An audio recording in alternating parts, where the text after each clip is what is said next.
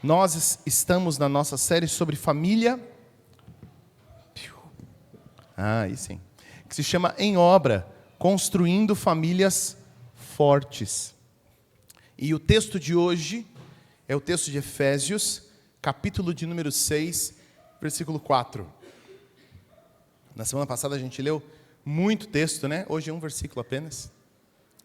Efésios 6, versículo 4. Eu lembro a você que nós utilizamos aqui a nova versão transformadora, a NVT, tem na maioria dos aplicativos, mas se você tem outra versão com você, Almeida atualizada, corrigida, NVI, NTLH, tem memorizado na sua cabeça, você consegue acompanhar com a gente, tá bom? O texto de Efésios, capítulo 6, versículo 4, também projetado na TV, diz assim: Pais, não tratem seus filhos de modo a irritá-los. Antes, eduquem-nos com a disciplina e a instrução que vem do Senhor. Vamos orar mais uma vez. Ó Deus poderoso, louvado seja teu nome. Te pedimos nessa noite, Senhor, fala conosco, dá-nos da tua graça, para entendermos tua vontade e tua bondade, e para que por meio desse tempo de crescimento e aprendizado, tu edifiques teu povo, pastoreie em nosso coração. É o que te pedimos, ó Senhor, ó Espírito de Deus, no nome de Cristo nós oramos, amém. Imagine uma situação simples e cotidiana. Uma mãe está fazendo comida na cozinha e diz a uma de suas filhas, diz: filha, vá chamar seus irmãos no quarto para almoçar. Então a menina vai, corre até o quarto e fala: a mãe está chamando a gente para almoçar, vamos lá. E os moleques continuam fazendo a bagunça deles e nada acontece. E ela volta e a mãe pergunta: e aí, chamou? Ela diz: chamei, mas eles não vieram. Ela falou assim: vá lá e chame eles de novo, fala que eu estou chamando. Então a menina volta no quarto e fala assim: olha, a mamãe mandou avisar que ela está chamando vocês. E então os meninos vão. Qual é a diferença do primeiro para o segundo cenário? Talvez você possa ter pensado de maneira imediata, que é o fato de que agora a ameaça está um pouco mais concreta, né? Quem irá contestar uma mãe com o almoço na mesa? Mas eu acredito que não é esse o caso. O que está acontecendo aqui, que faz com que essa menina tenha uma palavra de comando para seus irmãos, que nesse sentido agora vai ser atendida, porque ela disse que a mãe mandou avisar, é porque ela está representando a autoridade da mãe. Na primeira vez, ela foi chamar os irmãos em sua própria autoridade, ou seja, um total de zero autoridade, né? Nada aconteceria nem agora, nem nunca. Agora, quando ela volta e fala assim: olha, o papai mandou avisar, a mamãe disse que se vocês não vierem, ela vai vir aqui. Ela agora está ela está embutida, ela está possuindo consigo mesma a autoridade de sua mãe, ela está representando sua mãe, e então ela carrega uma autoridade que não é dela, que faz com que seus irmãos façam aquilo que precisa ser feito. Nós estamos aqui durante essas semanas falando sobre desdobramentos e pormenores das famílias cristãs e de como a família, debaixo da palavra de Deus, é o alicerce, é o fundamento da sociedade sadia, da boa sociedade. Deus idealizou a estrutura familiar. Nós já falamos isso em outras semanas, mas é bom repetir que a família não foi inventada por alguém, não é uma forçação de barra social, não é que em algum momento, por uma questão de conveniência, as pessoas se forçaram a um ambiente familiar. Não, Deus, quando planejou a ideia da família, Ele planejou a família nesse formato. Um homem se une a uma mulher e eles têm seus filhos, essa é a família. Às vezes a gente tem alguns desdobramentos, às vezes a família não tem um pai, ou não tem uma mãe, ou perdeu alguém, ou às vezes as crianças são criadas por um avô, por uma avó, mas via de regra, o ambiente familiar é o que rege o presente e o futuro destas crianças, desses filhos, pré-adolescentes, adolescentes e assim por diante. Na semana passada, nós falamos sobre o chamado de Deus para os pais, de que eles assumam a sua postura de família educadora, ou seja, de que a instrução, o crescimento, a formação dos das crianças, dos bebês, dos adolescentes, dos jovens que nos são confiados são de responsabilidade exclusiva da família. Ninguém mais tem esse direito. O direito de formar as nossas crianças e adolescentes é nosso, não é da escola, não é da TV, não é do governo, não é da assistente social, não é de ninguém. O direito é nosso e não só o direito, é o dever, é nossa responsabilidade. Deus nos deu esses bens e precisamos cuidar desse recurso precioso que Deus nos dá. É claro que há cenários, infelizmente, onde isso não acontece e a gente precisa da intervenção da escola, de outros profissionais, mas isso não está acontecendo porque esses profissionais decidiram tomar para si essa autoridade. Não, eles só fazem isso porque os pais decidiram abandonar o seu papel e a sua responsabilidade junto à família. Como nós fazemos também todas as semanas, pode ser que você pense assim, Lucas, mais uma vez, eu não tenho filhos, não é para mim, então vou direto ali para o meu cafezinho ali no fundo. Mas eu garanto que é para você por alguns motivos. O primeiro deles é, você é um filho. E com certeza você ainda tem relações com seus pais, talvez tenha relações com seus pais, e nesse processo, talvez ouvindo sobre a relação dos pais bíblicos com seus filhos, você ajuste suas expectativas em relação aos seus pais, ou compreenda melhor os movimentos que seus pais fizeram na sua história. Hoje em dia está na moda, né? Culpar os pais por tudo. Então as pessoas não fazem nada, elas não vão para frente, não vão para trás, não terminam nada, não terminam faculdade, não encontram serviço. E aí a culpa é de quem? A culpa é dos pais. Ai, meu pai com a minha mãe, eles me traumatizaram, por isso que eu não vou para frente. Isso é muito cômodo, muito fácil.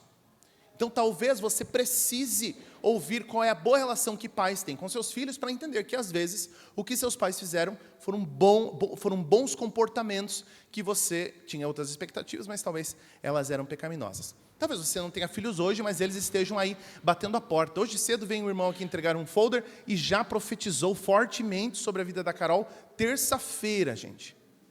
Terça-feira temos os tambores de dilatação soando, ocitocina, e dali para frente, gente, é só alegria, choradeira e alegria, né? Será, Dani? Será? Vamos descobrir aí com o passar dos dias.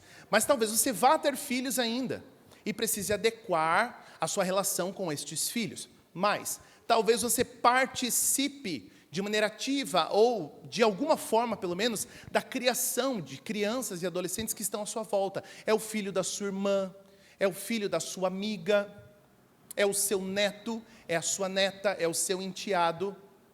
De forma que às vezes os seus amigos, você não tendo filho, eles perguntam a sua opinião, eles compartilham dos seus desafios. Olha, está tão difícil, Jô, lá em casa, com meu filho, com o José, Jô. Está tão difícil lá em casa, o que você acha que eu posso fazer? Ah, Lucas, está tão difícil, o que eu faço em relação ao Heitor? O que eu faço em relação ao Samuel, que nem nasceu, já está me dando trabalho? Então, o que a gente faz? Então, nesse momento, quando a gente sabe o que a palavra de Deus pensa a respeito da criação de filhos, a gente pode ajudar uns aos outros. Como eu falei na semana passada, nós falamos sobre esse papel de educação da família, sobre uma família que intencionalmente ensina seus filhos, dá tempo, se dedica a eles para formá-los. Hoje eu gostaria que nós falássemos sobre o fato de que as pessoas que têm filhos, os pais, os cuidadores, os tutores de crianças, adolescentes e jovens estão no comando. Gostaria de falar sobre autoridade e disciplina. No texto que nós lemos nessa noite, Efésios 6, versículo 4. A partir de algumas perspectivas. A primeira delas é que a paternidade, e aqui por paternidade falamos, né, do papel de ser pai e mãe, a paternidade pressupõe a autoridade. Em segundo lugar, a autoridade pressupõe disciplina. E em terceiro lugar, a disciplina pressupõe instrução constante. Nós vivemos numa cultura que não gosta de autoridade. Eu temo que seja um pouco por conta de uma construção filosófica dos nossos dias.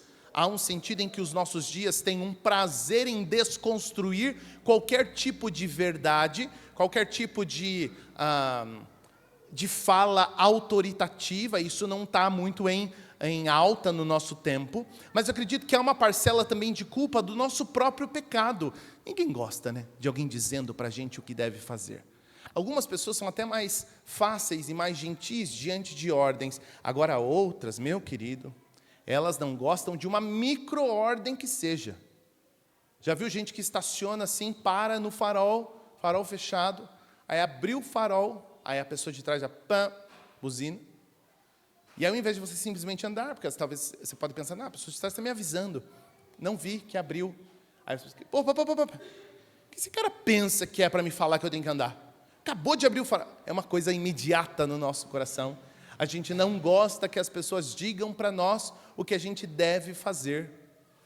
Filhos não gostam de ouvir aquilo que seus pais têm a dizer para que eles devam, quais são as posturas que eles esperam desses filhos. O marido não gosta de ouvir as diretrizes da esposa a respeito da casa, da vida. A esposa também não gosta de ouvir as diretrizes do esposo. A gente não gosta de ouvir o que o chefe tem a dizer, o que o vizinho tem a exigir de nós, o que o amigo de condomínio está requerendo, porque já passou das 10 e você está fazendo barulho e toca o seu interfone. A gente não gosta muito de autoridade. Talvez seja culpa do nosso próprio pecado, mas a Escritura caminha diretamente no sentido de nos mostrar que a paternidade pressupõe a autoridade. Perceba, o pecado, o perigo relacionado à paternidade no versículo aqui é fazer um uso aparente desse poder a ponto de que o abuso desse poder autoritativo irrite, tente, pese a mão com nossos filhos. Se a tentação, se a problemática é essa, é porque aparentemente os pais têm esse poder nas mãos. Deus parte do pressuposto de que pais foram dotados de autoridade sobre seus filhos. Perceba, as tentações sempre são alinhadas com o contexto. Se eu estou próximo de um rio, o perigo é me afogar, não me queimar. Se a criança está perto da panela quente, o perigo é se queimar, não se afogar. No caso dos filhos, como nós veremos em outras semanas, o perigo é desobedecer, é não respeitar a autoridade. Na medida que, para os pais, o perigo, a tentação é fazer um uso indevido dessa autoridade. E o uso indevido dessa autoridade acontece tanto exagerando nessa autoridade, alinhando a expectativa dessa autoridade à nossa agenda e não aos planos de Deus, ou quando nós somos completamente indiferentes à responsabilidade e à autoridade que temos em relação a nossos filhos. Como pais e mães, tutores, cuidadores de crianças, adolescentes e jovens sob nossos cuidados, nós temos autoridade porque Deus nos chama para essa autoridade. Nós agimos, como na ilustração do início, em nome de alguém. É por isso que os filhos obedeceram à irmã, porque ela falava em nome da mãe. A autoridade dos pais não está atrelada simplesmente a uma figura de respeito. Filhos não respeitam seus pais porque sim. Respeitam seus pais porque Deus imbuiu esses pais de autoridade. Eles representam o próprio Deus em sua casa. Deus é representado na figura dos pais. E perceba, isso não é arrogância. Quando pais exigem para si a figura de autoridade no sentido, eu sou autoridade nessa casa, eles não estão sendo arrogantes, eles estão sendo bíblicos. E perceba, Deus vai cobrar desses pais uma postura de autoridade. Contudo, é muito comum que os pais do nosso tempo, porque é sobre o nosso tempo que estamos falando, abandonem essa figura de autoridade e assumam uma figura de conselheiros, de forma que os filhos são aconselhados a ter um comportamento que seria ideal, mas se eles não quiserem fazer, nós também não temos mais nada a fazer a respeito. De forma que esses filhos não se sentem obrigados a fazer as coisas. Eles parecem que são simplesmente aconselhados a fazer algo. Mas perceba, a relação que temos com nossos filhos não é a mesma relação que temos com nossos amigos e com nossos irmãos, por exemplo. Eu não posso chegar para Solange, por exemplo, e dizer, Solange, faça isso. Faça dessa forma. Eu não tenho autoridade sobre a Solange. O máximo que eu posso fazer é, vou ser bem sincero com você. Eu acho que você poderia melhorar a sua alimentação. Você está se alimentando muito mal, né? Não é o caso, né, É o contrário. Oh, Jesus. Eu posso aconselhá-la, Mais que isso, eu vou ter que grudar a Solange pelo cabelo e fazer ela fazer uma coisa. Eu posso fazer isso? Não posso fazer isso, pelo amor de Deus, gente. Isso não existe, ok? Não existe. Qualquer tipo de avanço nesse sentido é coerção. Tem gente que às vezes não avança para a força física, mas começa a coagir as pessoas com pressões que são problemáticas também. Ela é uma mulher adulta, eu não tenho um papel de autoridade sobre a vida dela, mas eu tenho um papel de autoridade sobre meu filho, assim como temos sobre nossos filhos.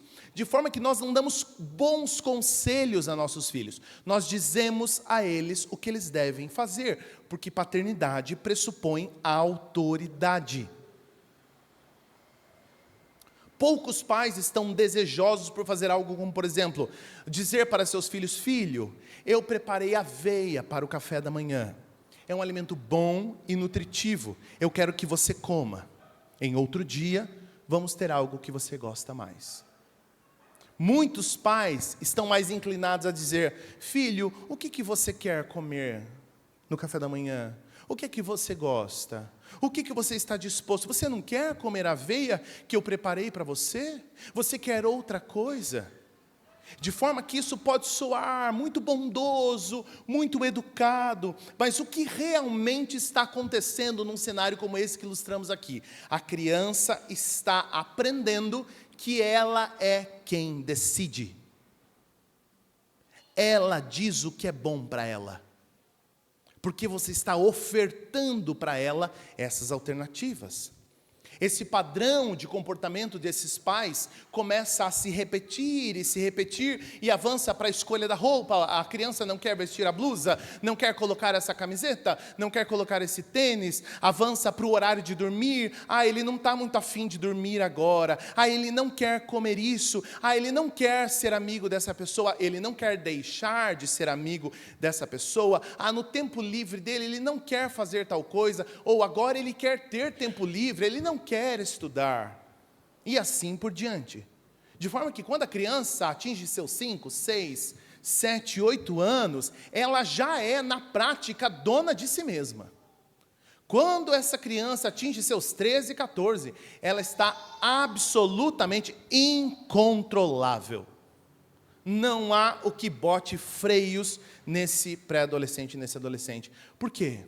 Porque essa criança se tornou o seu próprio senhor.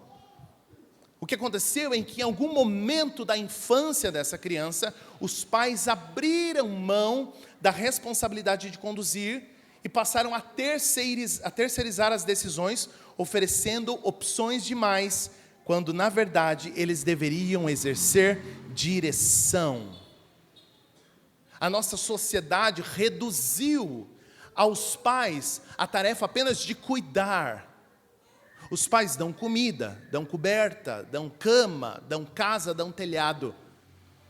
Mas quem forma o caráter é a própria criança. É qualquer outra coisa, menos a criança, o adolescente, assim por diante. Perdeu-se o sentido da paternidade como um pastoreio intenso e intencional.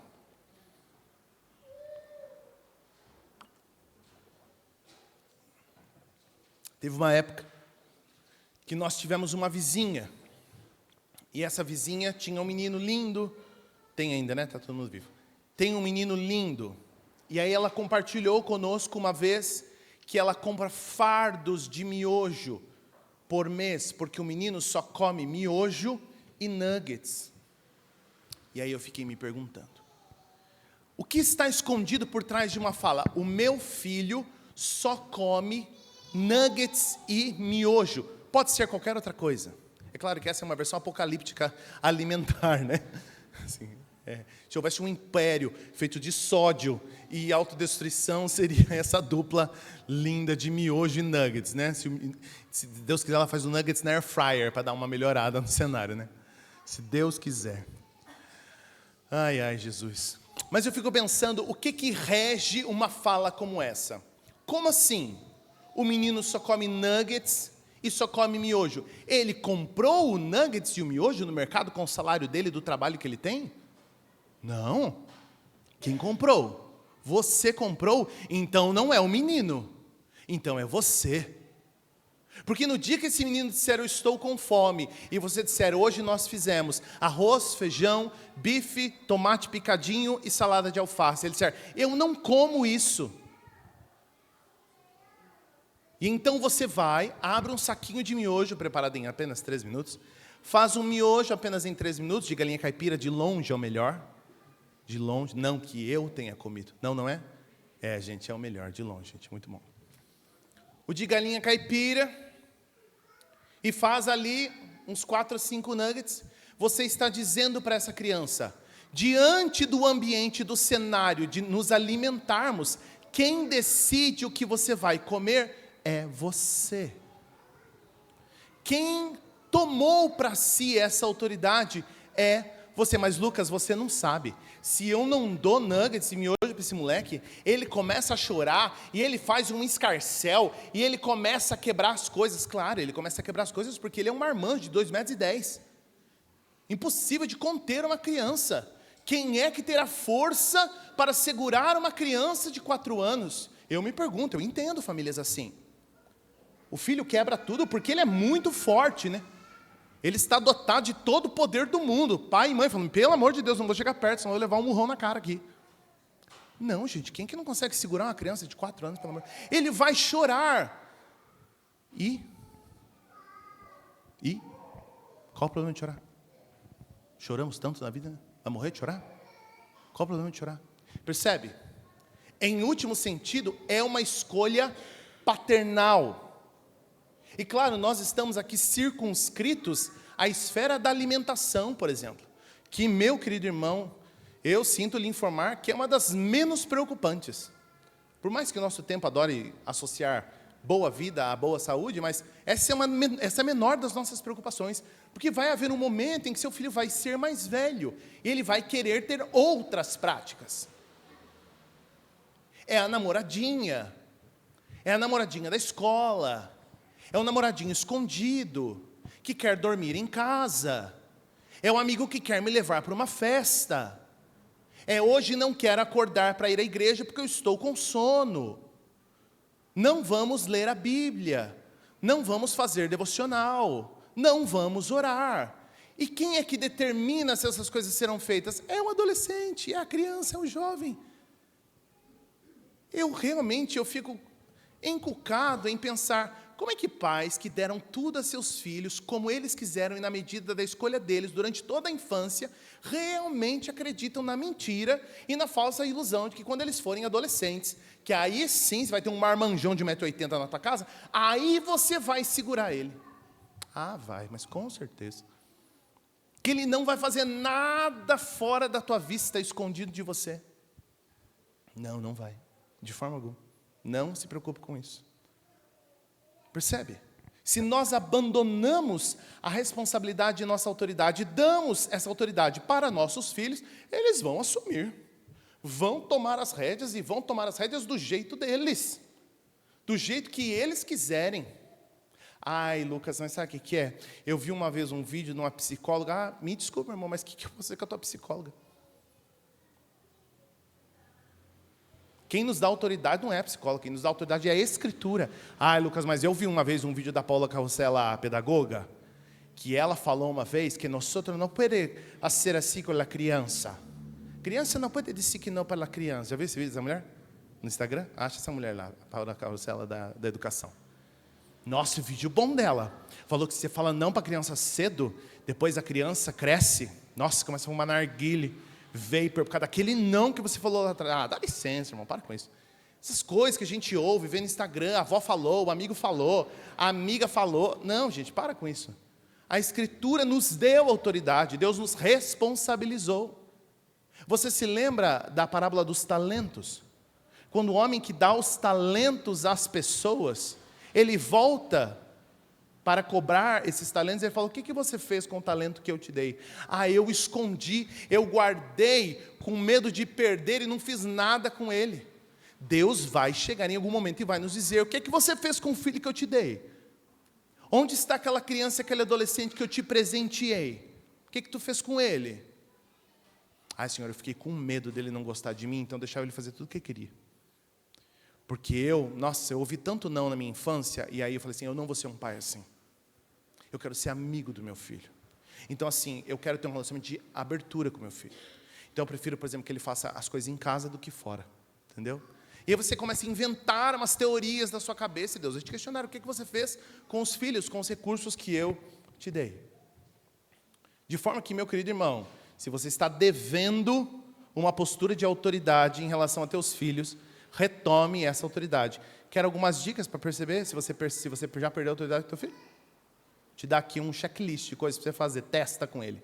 Primeira, fala uma coisa para ele fazer. Quanto tempo ele leva para fazer? Se ele não faz imediatamente, seu filho não está calibrado para obediência. Obediência tem que ser ensinada para que ela seja feita de maneira imediata. Se seu filho só faz as coisas gritando, berrando, depois que você levantou e falou, ô moleque, pelo amor de Deus, já falei para você fazer. Você já não tem mais autoridade sobre ele. Porque ele está te obedecendo agora porque você levantou a voz. Porque ele sabe que há 3, 4 passos, até você esquentar um pouquinho, até você dizer que ele pode ou não fazer alguma coisa.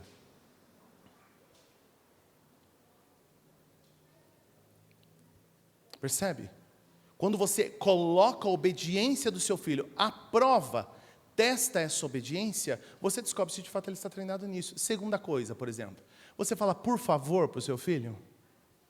Por favor, fala por favor para ele. Claro que fala, Lucas, isso se chama educação. Não, isso não se chama educação, isso se chama dar para ele. Você está pedindo para ele fazer uma coisa que é obrigação dele. Você fala assim, filho, por favor, filho, come a comida, filho. Por favor, come a comida. Por favor, que eu trabalhei, que nem um condenado, sua mãe fez essa comida que nem uma condenada, a comida deliciosa, ela tem que te pedir, por favor, comer essa comida, é o mínimo que você faz.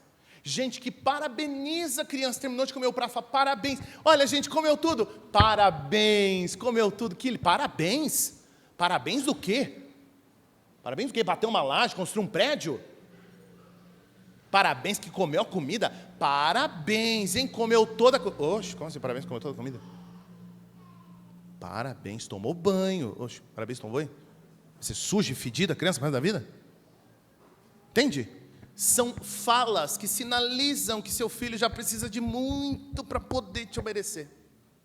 Mas, ao mesmo tempo, dentro desse ambiente de autoridade, há aqueles que arrogam para si não terem nenhum tipo de desafio nessa área. Enquanto estou dizendo aqui, estão pensando em somente, não é meu caso. Desse problema, Lucas, eu não sofro, que lá em casa é aqui, ó, linha dura. Eu trago aqui apertadinho. Não. Sei que você falou, conheço. Tem um irmão, tem uma prima que é assim, precisa ver o moleque dela. Nossa, não, o moleque dela mesmo, fala o que ele quiser. O moleque não tem criação, né? Ridículo.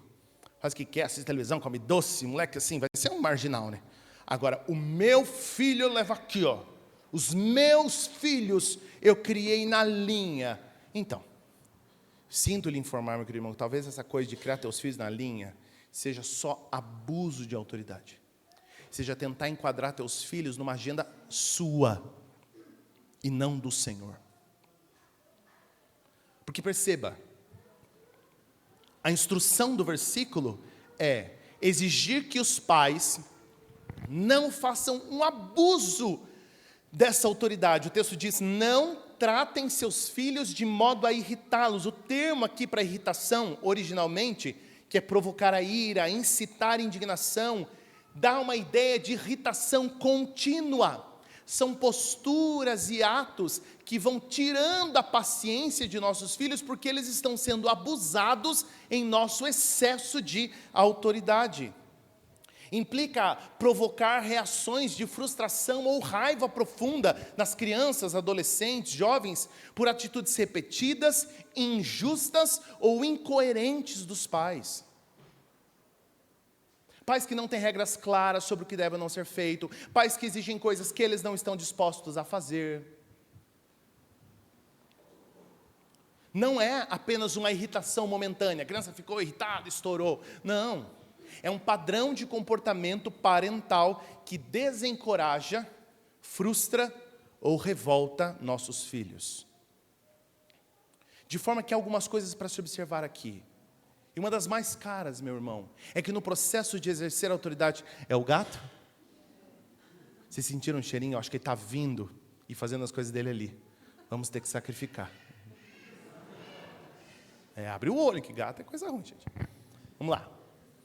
De forma que, uma das coisas mais caras nesse processo de abuso de autoridade, ou de uso da autoridade dos pais para com seus filhos, é que não há lugar para ira. Vou repetir. Nunca, de forma alguma, de gênero algum, há lugar para ira. O texto de Tiago 1, 19 e 20 diz: entendam isso, meus amados irmãos, estejam todos prontos para ouvir, mas não se apressem em falar nem em se irar. A ira humana não produz a justiça divina. Se você disciplina seus filhos, porque Deus os chamou para isso, você tem que tomar cuidado para não confundir a sua missão com a sua própria ira.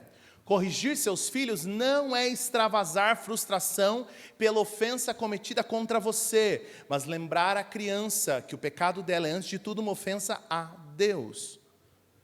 A disciplina é uma censura visível do erro em relação ao Senhor, da censura divina em relação ao pecado, especialmente no que diz respeito à honra, ao caráter, à vontade de Deus. Os nossos filhos precisam aprender a obedecer, em primeiro sentido, ao Senhor. Agora preste bastante atenção, meu querido irmão. Ouça com ouvidos atentos, especialmente você é pai. Não há espaço no exercício da disciplina cristã para grito, elevação de voz, palavrão, insulto ou palavras que depreciem nossos filhos. Essas atitudes não corrigem. Elas ferem, humilham e obscurecem a autoridade de Deus que os pais são chamados a representar. Não há justificativa para gritaria. Não há justificativa válida para levantar a voz com um filho. Não há. Se você precisa levantar a voz com seu filho para conseguir o que você quer, isso é um sinal de que você não tem autoridade sobre ele. Não o contrário. Não é de que a sua autoridade está impecável, alinhada, ajustada. É de que você já perdeu a sua autoridade. Porque se você tivesse autoridade, você diria: filho, sai daí que você vai se machucar. E ele desceria. E se você tem que falar: José, José, José, desce daí que você vai se machucar. É porque o José está lá em cima. É que você já perdeu completamente a autoridade sobre seu filho. Na nossa cabeça, essa elevação de voz bota mais medo em nossos filhos, e então eles vão nos obedecer. Com quem que esse moleque, essa menina acha que ele está falando? Você está ouvindo o que eu falei? Você está ouvindo o que eu falei? Porque parece que você é surdo. Ou você é surdo, ou você é muito desobediente. Caramba, meu. Ou está para nascer alguém chato que nem você. Ou você é muito bagunceiro, muito bagunceira. Ou cansa ser seu pai às vezes, viu? Cansa ser sua mãe. Meu Deus do céu, não há o que faça para agradar. Você é insuportável. Percebe? Isso não soma em nada no exercício da sua autoridade. Isso demonstra falta de autocontrole. Falta de santidade na fala. Falta de santidade no seu domínio.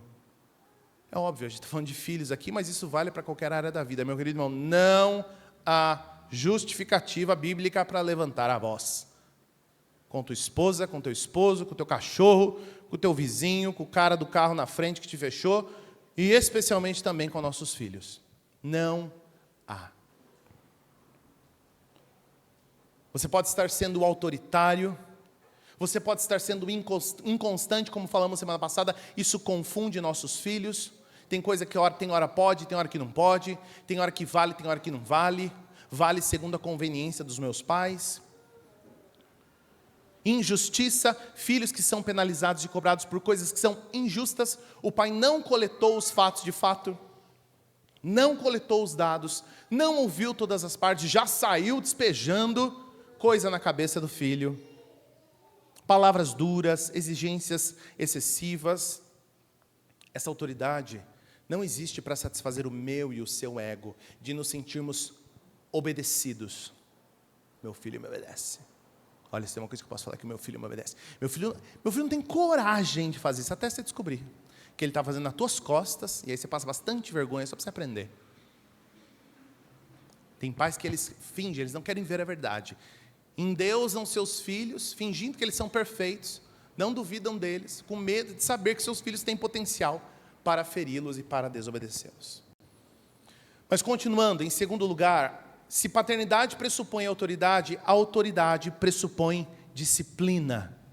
O texto diz: antes, eduquem-nos com a disciplina que vem do Senhor. Essa palavra disciplina, paideia, ela tem uma ideia de formação completa. É um mecanismo corretor e formador que ajusta o indivíduo por completo, envolvendo correção, limites, hábitos sendo moldados. De forma que a disciplina, ela é, em um sentido, uma disciplina corretiva e nunca punitiva. Não estamos punindo comportamentos, estamos corrigindo comportamentos. Uma punição é um castigo livre, gratuito, sem sentido, para descontar uma ira que é nossa, não é nem do Senhor, e que em último sentido, essa punição, como lemos em textos anteriores, pertence ao Senhor. A ira humana não produz a justiça divina. A punição eterna ou não de alguém é responsabilidade de Deus e não nossa. O que nós fazemos é promover ambientes disciplinares para corrigir comportamentos. Se a correção se centraliza no pai ou na mãe que foi ofendido, então o foco sempre será expandir a ira, ou talvez até vingar-se. A função é uma punição. Se porém a correção, se a disciplina centraliza-se em Deus como o ofendido, o foco é a restauração. É uma função restauradora. Destina-se a levar a criança que desobedeceu a Deus de volta ao caminho da obediência. Ela é corretiva. Portanto, meu querido irmão, se você tem autoridade dada por Deus para liderar, pastorear crianças, filhos, jovens, adolescentes, que são seus, inclua no seu menu parental discipliná-los. E perceba, nós não estamos aqui, a gente nem tem tempo hábil para isso hoje, para determinar o caráter dessa disciplina. Mas perceba, a disciplina ela é multiforme. Ela acontece de uma série de formas. Ela pode ser uma disciplina proibindo determinados comportamentos, exigindo outros comportamentos. Ela pode ser física, ela pode ser verbal, ela tem vários caráteres adequados a cada situação. Mas o ponto central dessa disciplina é que a disciplina sempre é feita com base no caráter de Deus. Se eu tiro a disciplina do ambiente da minha própria ira, perceba, via de regra, ela não será como ela acontece geralmente. Ah, moleque! Vrá! Chinelo na cabeça. Ah, não, moleque, você vai ver que você quer ver? Dá um negócio aqui, dá essa guitarra aqui que eu vou quebrar na cabeça de você. É na hora, hora que explama, vem aqui, você vai ver, que eu já falei para você. Não, é verdade que ele falou, puro com isso aqui, ele falou mesmo. Aquele dia, né, que estava, pera só um minutinho, eu falei, eu quero que você pegue e fale isso na frente das pessoas. Não, desculpa, ele, é difícil, na criança, essa fase, gente, é tão difícil, né, filho, né? Lá em casa, falou para conversar, né? Então é a minha, se eu pegar o pescoço, eu entorto. Sabe essa coisa assim de pai no ápice da ira? Né? O ápice da sua raiva, da ira. Isso aqui não tem espaço para isso, gente. A disciplina bíblica ela é fruto de uma digestão mental e espiritual. É um processo quase que, é quase um balé parental em relação aos filhos. É todo um sacramento, um ritual, que exige, com certeza, um tempo que vai fazer a tua ira esfriar. Disciplina não pode ser administrada na hora que as coisas acontecem, não tem condição. Entende? É igual tentar fazer lasanha em 5 minutos, não tem como, gente. Precisa de preparo prévio, precisa de tempo antes. Disciplina precisa de tempo, precisa de preparo prévio. Você precisa se organizar de maneira antecipada. Você tem que pensar quais são os pecados envolvidos, qual a recorrência dessas práticas, o que está efetivamente sendo corrigido. Você leva seu filho para um lugar privado, senta, conversa. Olha, percebe, gente? A Havaiana ficou lá longe. A vassoura ficou lá do outro lado. O fio do PlayStation ficou lá. Espero que pare por aí, né? Pelo amor de Deus, gente. Entendeu? Não dá espaço para essas coisas. Esses picos de ira, exageros. Na mesma medida, aos defensores da não disciplina, né? Ou de uma disciplina mais positiva, mais amigável, mais amorosa, por assim dizer. Certa vez eu li um livro que o autor contava uma história, estava num restaurante, ouviu 2 homens conversando sobre o comportamento de um filho, como era difícil. Ele falou: nossa, cara, olha, meu filho está tão difícil, eu estou vendo que eu estou tendo que disciplinar ele todo dia. Toda hora. A mãe dele não faz isso, a mãe dele, ela ama muito ele para fazer isso. E assim, parece que a gente até se complementa, sabe? Porque a mãe dele, ela é o amor e eu sou a disciplina. Olha que engraçado. Como se disciplina e amor fossem opostos. Não é? Quem ama, não disciplina. Olha que interessante. Mas eu acredito que há versículos que apontam para o contrário. Provérbios 3,12 diz: pois o Senhor corrige quem ama, assim como o pai corrige o filho a quem ele quer bem. Provérbios 19:18, discipline seus filhos enquanto há esperança, do contrário, você destruirá a vida deles. Você quer destruir a vida do teu filho? Você fez um filho para destruir a vida dele. Você e tua esposa, sentados na cama de dormir, conversando: pensei essa semana, que se a gente destruir a vida do nosso filho? Acabar com aquele moleque. Vamos destruir, não aguento mais ele. Vou fazer assim: não vamos mais corrigir ele. Vamos deixar ele fazer o que ele quiser. Pronto, vai destruir a vida dele. Não disciplinar é abandonar o papel de autoridade. Provérbios 13:24 diz: quem não corrige os filhos, mostra que não os ama. Quem ama os filhos se preocupa em discipliná-los. Olha que engraçado, olha que interessante. O versículo 1 diz: quem ama os filhos, compra todos os bonecos da patrulha canina que ele tanto gosta. Quem ama os filhos, compra um celular da moda, do momento, mais caro, porque todos os amigos da escola têm. Quem ama seus filhos, dá do bom e do melhor. Quem ama seus filhos, leva no Outback uma vez por semana. Quem ama seus filhos, compra lá Bubu. Quem ama seus filhos, faz isso, faz... Não. Quem ama seus filhos, mostra esse amor disciplinando. De forma que a disciplina precisa ser consistente, proporcional e intencional, formando o caráter dos nossos filhos à imagem de Cristo. Eu sei que a surra, a disciplina, a exigência, ela é desagradável. E por surra, que você não precisa entender necessariamente como uma surra, né? Mas entenda como essa exigência, essa postura disciplinadora não é agradável. Teu filho gosta de sentar e ouvir sermão? Não gosta. Mas ela ensina aos nossos filhos que o pecado é desagradável, por isso que ele é desagradável. Mostra para eles de uma maneira mensurável e tangível que o pecado é repulsivo. Disciplina é ruim para mostrar que pecado é ruim. Disciplina dói para lembrar que pecado dói. Disciplina é uma dor virtual, gente. Obviamente, ninguém está machucando filho nenhum, pelo amor de Deus. Espero que isso não esteja acontecendo. É uma dor virtual. É uma dor simbólica.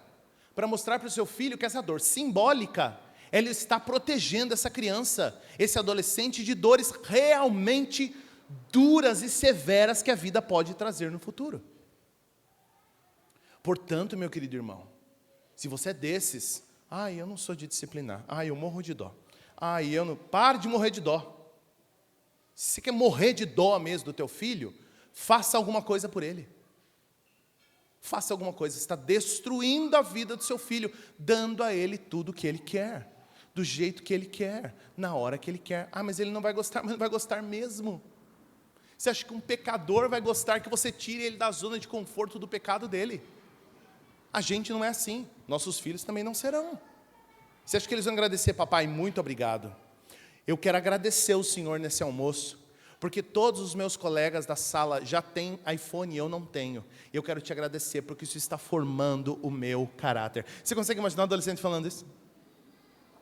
Ele vai bater a porta dele e vai assim, você não me entende, nunca mais quero falar com você.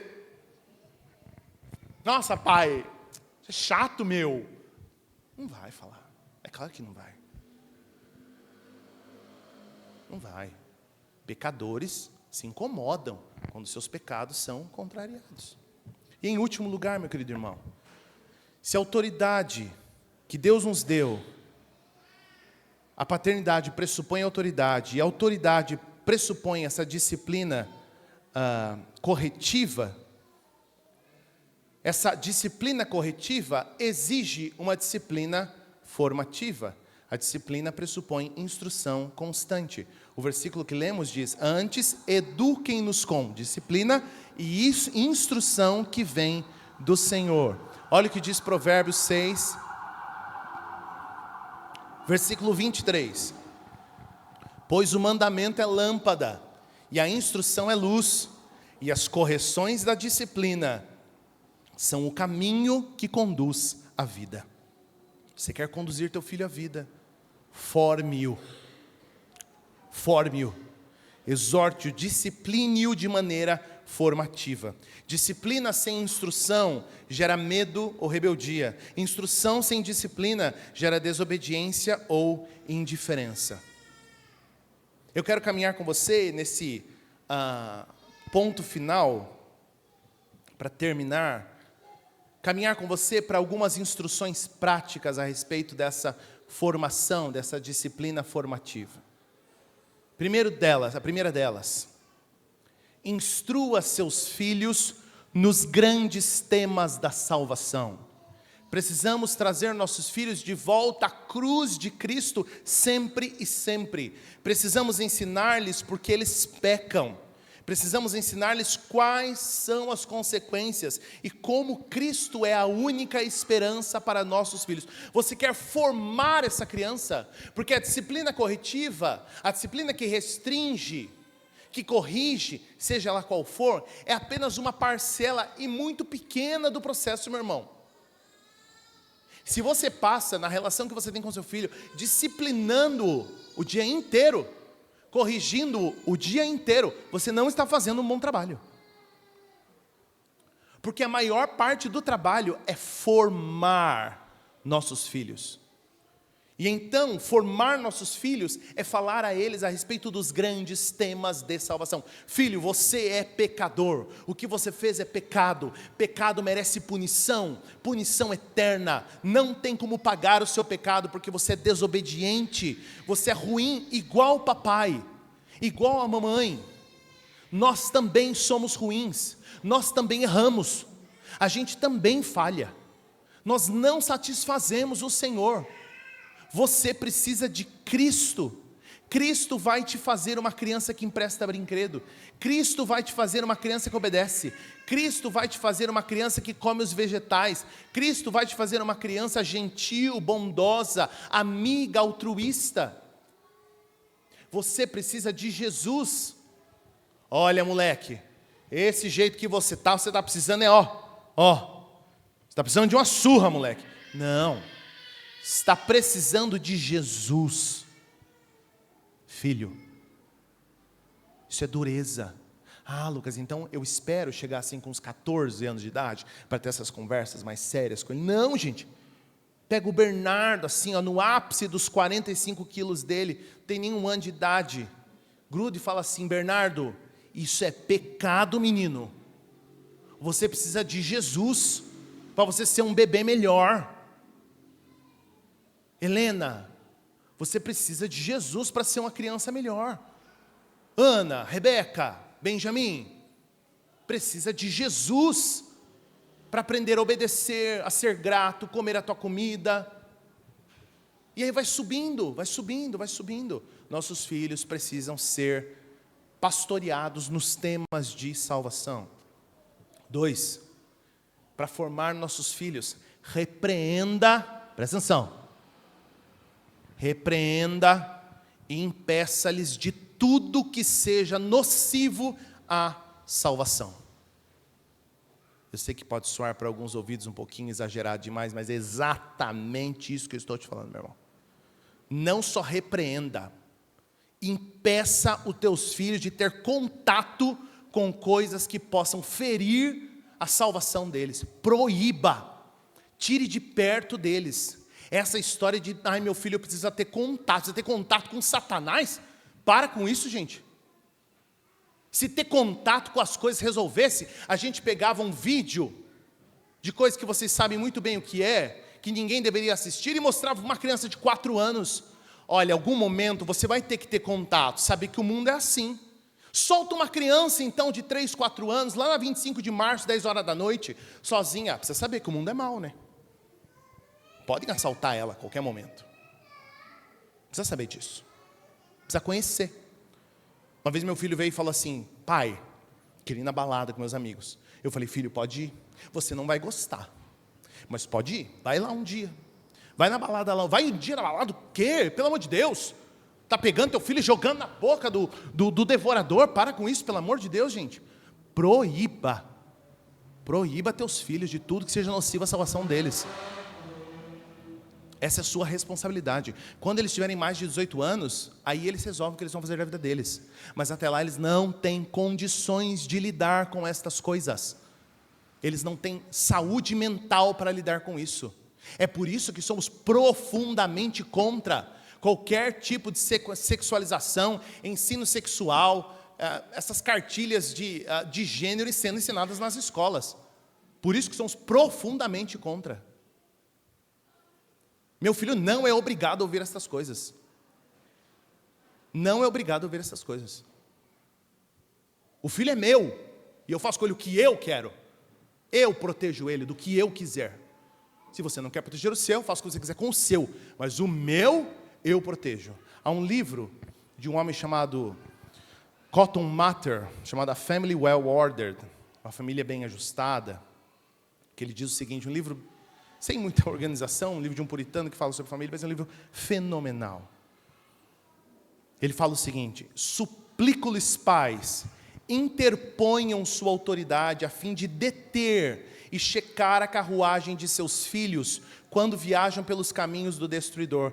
Gratifique-os com recompensas por boas ações, quando agem bem, porém não permitam que satisfaçam cada vaidade moral na qual suas mentes vãs possam se lançar. Mantenham uma inspeção estrita de suas conversações, examinem quem são suas companhias, examinem se seus filhos estão tomando algum caminho ruim.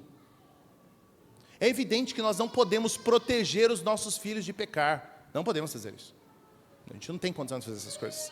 Mas isso não nos isenta do dever de protegê-los, repreendê-los e guiá-los no caminho certo. Filho, adolescente, jovem, não leva celular para o quarto. Não tem computador no quarto. Não vai para o banheiro com o celular. Não sai sozinho com o adolescente para lugar que eu não sei para onde foi. Não faz. Não dorme namoradinha, filha minha, na casa de namoradinho. Namoradinho que dorme vai viajar com a namoradinha. Não vai. Não, nossa, você é tóxico, meu Deus, coitado de José. Não, meu querido irmão. Porque depois você vai colher e descobrir pelas suas costas que eles fizeram coisas que você não queria, nesses 5 minutos que você moscou. Porque adolescente é assim, meu filho. Dá 3 minutos para ele, eles tiram a roupa e põem. Ai, vamos levar a namoradinha do meu filho na praia com ele. Ó, a gente vai na padaria buscar pão. Vai buscar pão e já busca um teste de gravidez já também junto. Que é 5 minutos que tu vai na padaria, meu filho. Eles tiram a roupa, não precisa nem tirar tudo. Tira só o que precisa e põe de novo. Para com isso. Ai, não, eu preciso confiar nos meus filhos. Eu dou celular para eles. Imagina que confiança que meus filhos vão ter em mim se eu pego o celular deles para olhar o que eles estão conversando. Pego sim. Pode me dar. Dá aqui que eu quero ler. Com quem está falando? Foi na casa de quem? Filho de quem? Antecedentes criminais. Pode me dar tudo. Quero tudo. Se você não protege seus filhos, Satanás, rau. É isso que ele quer. Uma vez eu vi um vídeo de um homem, de um abusador de crianças. Ele falava qual é o perfil de crianças que ele geralmente atacava. E ele descreve que o perfil de crianças que ele optava por atacar era necessariamente crianças que eram abandonadas pelos pais. Crianças que faziam o que queriam, pais distantes, pais ausentes, crianças carentes, fica sozinha no parque, o pai larga, na rua, sai com o amiguinho, não sabe onde foi, onde volta. Meu querido irmão, não sei se você já notou isso, já descobriu, se você tem um filho adolescente, pré-adolescente, a quantidade de abusadores que usam Roblox para encontrar seu filho, para mostrar coisa para ele. Aquele rabu, não sei como é que chama aquilo lá. Gente, não existe mais essa coisa. Aí vai na praça e rouba meu filho. Não, gente, é na internet. Faz amizade online. Vamos jogar junto, abre uma sala só eu e você. Não, seu pai não precisa saber, sua mãe não precisa saber. E você? Não, eu preciso construir um ambiente de respeito com meu filho, um ambiente de confiança. Não pode confiar, gente. Pode confiar. Seu papel não é confiar. Seu papel é direcionar, dar direção, proteger seus filhos. Proteger seus filhos. Atribua a eles, terceiro lugar, atribua responsabilidades a seus filhos. Essa é uma outra maneira de formar nossos filhos. Atribua responsabilidade com as Escrituras. Ensine seu filho boas práticas a partir da Escritura. Olha, filho, na palavra de Deus diz que nós precisamos amar uns aos outros. Vamos pensar uma maneira de amar a sua mãe. Amar a sua mãe é facilitar o trabalho dela. Portanto, a partir de hoje, você vai arrumar a sua cama, você vai lavar a sua própria louça, e a nossa também. Que coisa boa isso, faz filho, a hora que eles começam a lavar a louça, gente, aí está dando retorno. Instrua eles, você vai estudar tal horário, você vai fazer isso ou aquilo, atribua responsabilidades a eles. Atribua responsabilidades a seus filhos antes que eles caiam. Antes que eles caiam. Muitos pais trabalham só apagando fogo. Nós precisamos fazer um trabalho prévio de cuidado, de manutenção. Eu sempre falo, eu fico impressionadíssimo com pais que chegam no fim do ano, o filho repete de ano, ele fica assustado, sinceramente. Eu vou, mas meu amigo, você foi para outro planeta, seu filho está estudando em Plutão? Que você não viu seu filho o ano inteiro? Você descobriu no final do ano que ele não estava estudando? Que ele chegava em casa, ele almoçava, começava, todo mundo odeia o Cris, era assim na minha época, né? Todo mundo odeia o Cris, maluco no pedaço, emendava sessão da tarde, novela das 6, novela das 7, novela das 8, telecine e dormia, não pegava num caderno 20 minutos, não lia um livro, não tinha uma intencionalidade. Aí chega no ano, repete de ano, filho, eu estou decepcionado. Decepcionado com você mesmo. Quem repetiu de ano foi você, não foi a criança. Ela precisa ouvir de você, filho. O negócio aqui é o seguinte: televisão é tanto tempo aqui em casa, tais dias, tal horário. Só tem lazer se cumprir com as tarefas. Tal horário é tal horário, horário de estudar. Senta e estuda. Vai fazer tua devocional. Já fez tua devocional? Fez sua leitura bíblica? Já orou? Já serviu? Já isso, aquilo? Então você dá o tom da coisa. Protege seu filho antes que ele caia. E você atribui responsabilidade a seus filhos repetidamente. Nossos filhos não são máquinas. Não falou hoje, amanhã eles falam assim, pai, não fala mais. Nunca mais nessa casa você vai ver uma cama desarrumada.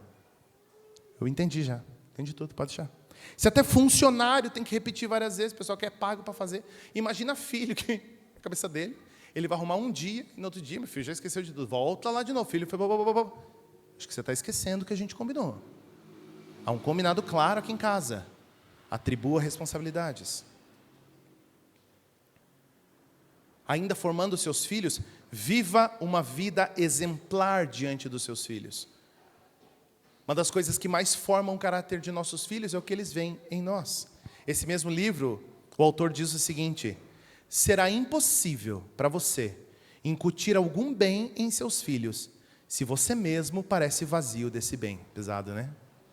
Como é que você quer ensinar algo bom para seus filhos, se dentro de você não há essa bondade? Se o velho caranguejo anda para trás, não há propósito em um jovem caranguejo de ser induzido a andar para frente. Senhores, os jovens rastejarão atrás dos velhos. Os filhos fazem o que fazemos. Se você estoura, se você grita, se você fala alto, não reclame que seu filho estoura, grita e fala alto. Se você é preguiçoso, lento, procrastinador, indiferente, não reclame que teu filho leva 500 anos para fazer as coisas.